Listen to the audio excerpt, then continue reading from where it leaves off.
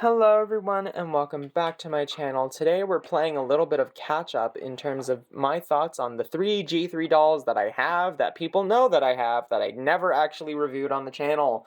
For one reason or another. They each have their own reason for why I didn't review them.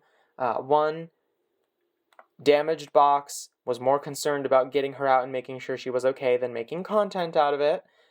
Two, didn't film a review of her because initially I was not happy with the face screening that I got. It's actually fine. I've grown to learn that it is perfectly acceptable, but initially my expectations were very high for her. And so because I didn't get to pick out her face, I had to order her off of the app because she was so hard to find. I initial disappointment made me not unbox her. And then Twyla, I got to cheer myself up because I was very stressed due to college, and I just needed a doll to open for myself. So, yeah, that's why none of those had proper videos on the channel. They're all just going to be in this one video, for posterity's sake. Now, disclaimer, Cleo does have a jacket that she comes with. It's not with me right now. It's in storage, where I put all of my other spare outfit pieces that I don't use for anything or don't have plans to use. It's a cute jacket piece. I like it. It actually goes with the outfit she comes with. Contrary to popular belief, it fits pretty well with what she comes with. It just doesn't look that appealing in the packaging. And with that out of the way, I do want to go over each and every one of them kind of in a different manner compared to how I would if I were just unboxing them fresh for a video. And we're going to start with Ghoulia because she's dead center here. We're going to move the other two off camera so that it doesn't try to focus on them while I have Ghoulia in frame. And that is way too close to the camera, honey. Okay. Now Ghoulia, a lot of people were very harsh on because of how different she is from G1. And honestly, I don't care at this point anymore. G3 has a lot of nice, cute homages to G1, and it's also at the same time allowed to be its own version of Monster High, something that G2 was too afraid to do, which is why G2 is commonly referred to nowadays as G1.5, because the first reboot in 2016 really was just Mattel going to parents, look, we fixed it, it's not scary anymore. We made it more acceptable. Whereas G3 is like, this is who we are. We are Monster High. Everybody is welcome here, which is pretty much the same message as G1, only G3 is kind of walking their talk a little bit more than G1 ever did. In more ways than one. I mean, for starters, G1 never had a doll whose proceeds, went towards mental health. And that's what Ghoulia was. Her proceeds went towards mental health initiatives for Gen Z and Gen Alpha, current day children, which I think is very good. A positive step. She doesn't come with a comb. She just had a knot right there that I wanted to take care of. She has a full head of saran, which is a really nice hair fiber. It's the nicest hair fiber that Mattel has ever used, or can ever use.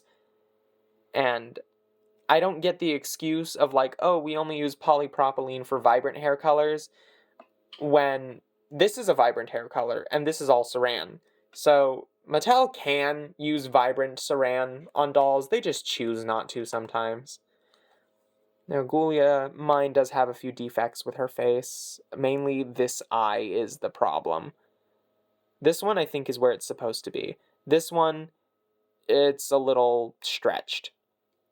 It's not noticeable when she has her glasses on, which, keep an eye out in stores when you are looking at your Ghoulias, because it's very hard to tell. She has a protective little rubber slip in between her eyes and her glasses when in box, but you should still be able to tell, these are how her glasses are supposed to be. You're supposed to be able to see through them a little bit. They're supposed to look like heavy prescription lenses. They're not supposed to be super foggy. But some Ghoulias have glasses that are so foggy that you cannot see her eyes through them, and that is a problem. It's an inconsistency with manufacturing. It is something to keep an eye out for. Her lipstick is cool. I like her makeup on this doll, and I like her earrings. I like her outfit overall. I think the skirt I have a love-hate relationship with, because this would be cute if it were a different material. Ghoulia just doesn't seem like a pleather girl to me, especially because the rest of this outfit is like very cozy. I mean, she has a very baggy jacket, which is probably one of my favorite pieces from this gen, if I'm being honest. Like, it's just very visually interesting, and I like what it has to offer. And then she just has this pleather skirt that I don't really think goes with this outfit. I mean, I'm keeping her in it because I like the color and the way, like, it overall helps her look from a distance. But I wish it were a different fabric, because this pleather is not super durable, for one thing. It's gonna peel. It can be damaged by the sun. It can be damaged by hand soap. It can be damaged by a myriad of things.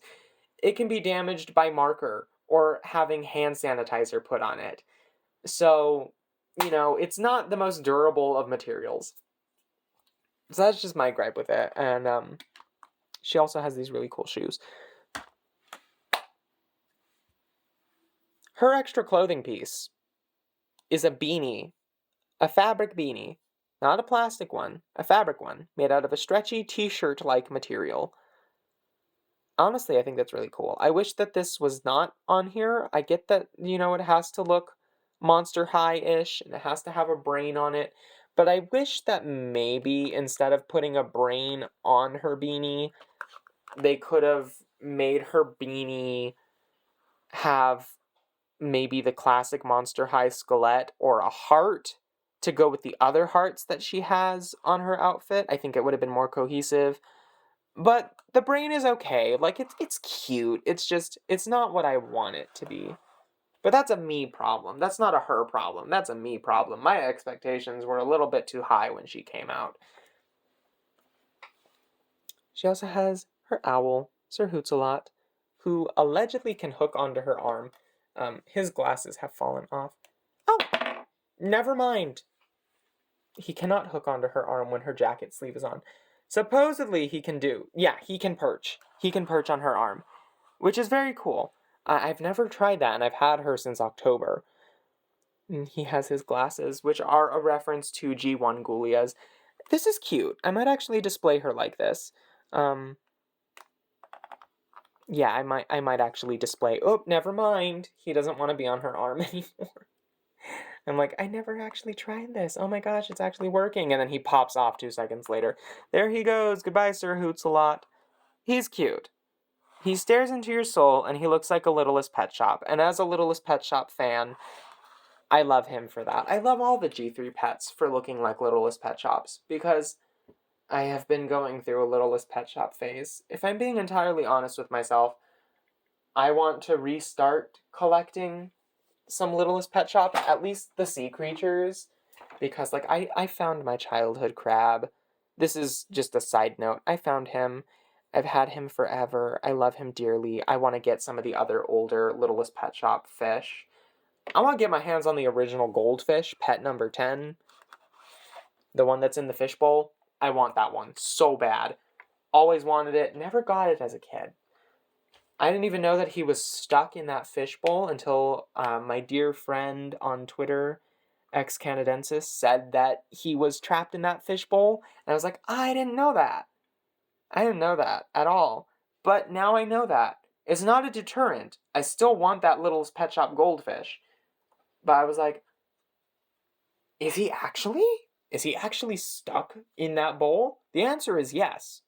I honestly though, it's not as traumatizing as the clubhouse fish, who literally has a yellow rod sticking through him with the slider bar that makes him go up and down. Like, I suppose it's a cool play feature, but that fish looked like they've been impaled. Whereas the goldfish, it's just a little clear rod and it's fine.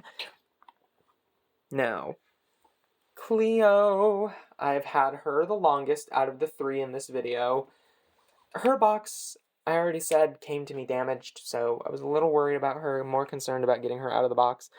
And I enjoy Cleo a lot. She's gone with me on adventures before. She's gone with me traveling to Phoenix to go visit family, car rides. She's a very fun doll to have around. I like playing with her hair. Even though her hair is a mix of polypropylene and saran, um, it's quite fun to just comb through. It's really relaxing. I did soften it by putting some hair wax in it, which is a trick to get polypropylene to feel a little bit nicer. Now, the poly that Mattel uses on Monster High G3 is not the worst polypropylene in the world. Like, Claudine's hair and Cleo's hair is actually kind of soft out of the box, and it's because of the styling wax that they use. So as long as you put some sort of wax in their hair meant for hairstyling, it'll feel nice again. Don't put oil in their hair. Don't put any sort of oil that you're not going to wash out of your doll's hair in their hair, because it's a synthetic fiber. It's not human hair. The oil is just going to sit there and it's going to stink and it's going to get nasty. What you're going to want to do for polypropylene is to put either like pomade or any other form of styling wax that has some form of like moisturizer in it, because unlike tea tree oil or some people put coconut oil in their doll's hair, and it's just like, no, don't do that. Do not do that. Your doll is going to end up smelling so bad. I put a little bit of pomade and some water in Cleo's hair while I was doing it, and pomade is just a styling wax, and so it makes it feel quite nice again after her wash. And I did that with Claudine too, and it feels so much better. Now, Cleo comes with a lot of things. I already covered her jacket at the beginning of this video. Honestly, Cleo's accessories are not my favorite. I love her little canopic jar coffee thermos thing. I like her backpack. I like the way it looks. I don't like opening her backpack. I don't like her makeup compact because it's not the most secure way of like opening it. I leave it closed most of the time. It's a cute accessory, but I don't really do anything with it. It just stays in here. And then this hinge, it will wear out over time, parents. That's just how toys that are constructed with that kind of hinge will generally function. It happens to like the Lego seashells. It happens to various other toys and accessories that have an opening function with that sort of hinge. And that's just the nature of it. It'll fall apart like that eventually. Where is her mummy wrap? Her little... She comes with a food accessory, which I have temporarily misplaced. And that food accessory is a little shawarma wrap. And it has little mummy wraps sculpted on it, and I think it's really cute. I don't know where I put it. It's not here. I'll find it after filming. Here we have Tut. The resemblance to Littlest Pet Shop here, even if unintentional, is uncanny. I love him for this. The internet is too hard on this little guy. I like him. And the only reason that the internet is so mean to him, and that the doll community is so mean to him, is that he replaced Cleo's snake. I guarantee you, if Cleo had had Tut, the little jackal, from the start, y'all would be happy with him. But no, because he replaced the snake, y'all are mean to him. And he doesn't deserve it. His little face is adorable. Cleo has probably one of the coolest phone cases of this entire line so far. Like, I love this phone case so much. And her little... I didn't cover Ghoulia's phone case, but that's just because I don't like Ghoulia's phone. It's not the greatest quality. The print on it is so blurry. Ghoulia's phone is so blurry compared to the other dolls. It's abhorrent, honestly. Like, this is clear. This is fuzzy. This also has really bad paint, and I don't like it. Ghoulia also comes with her little Grim Tendo Stitch. Same piece that Creep Over Frankie has. And Ghoulia has her skateboard too, which I forgot to cover. I also forgot to cover her brain puffs and her backpack. I don't like her backpack. Personally, it's just not for me. And the brain puffs are a cute accessory. Anyway. Back to Cleo. The last piece that she comes with, Her sunglasses. These are a reprint of her Gloom Beach sunglasses. They're okay. I don't think they really go with the outfit she has. I think they clutter her up because she has the headband. So I don't have her wearing them. I suppose I could take the headband off and put them on her and it would look less cluttered. But personally, I just don't think that those sunglasses really go with this outfit. They're a much different color compared to everything else. Like, this shade of yellow is a little bit cooler toned compared to the rest of her. So I just don't think it works. Anyway, moving these two out of the way, it is time for Twyla. Twyla, the G3 doll that I bought because I was feeling bad about myself. I actually pre-ordered her off of Amazon and wasn't expecting her to ship so soon, but she arrived about 2 weeks ago, I want to say, prior to recording this. She has really soft, silky saran hair, full head of it, the purple, the blue, it's saran, it's really soft, it's really nice. Just as I was thinking when she originally leaked, this is the same blue saran that is in Real Drama Laguna's hair. So if you can like warm water wash it and detangle it and condition it, it should be fine. Like, it's gonna be a little frizzy. That's just how curly saran is. That's just how Mattel has always done curly saran hair. But it is soft, it is nice, it's a high quality hair fiber. Just because it's a little messy out of box doesn't mean it's a bad fiber. That just means it needs a little bit of work. Her outfit, I like a lot more than her G1 outfit, if I'm being honest. Some people are gonna say that that's blasphemous, but also I hated the sleeves on her G1 outfit, and I'm a sucker for a sweater dress, okay? I love sweater dresses. I think they're so cute, and this is no exception. Like, this is a dress-length sweater, and you could remove her skirt and have her wear this with some shorts, and it would look just as cute. I might do that if I get a second Twyla, but I also really like the combo that she has with this skirt, because it's a cute reference to her original one, even though it doesn't have the tulle. It's a nice reference. I like it. And it's nice fabric too for a Mattel doll. Like, this is decent fabric. It's hemmed at the bottom. It's no different than the quality of a fashion pack from Generation 1 of Monster High. Although, if I'm being honest, maybe it's a little bit better than some of the G1 fashion construction because it's actually got like cuffs and a little border. I mean, the skirt doesn't have it. The skirt just has the hemming to keep it from falling apart. But like, the actual sweater dress has this and these little cuffs, which G1 stopped doing. I think after like 2011, they stopped making sure that their sweaters and stuff had cuffs on them. It was only on the rare occasion that they would have it, and it was usually for Abby because they would put the fur trim on it.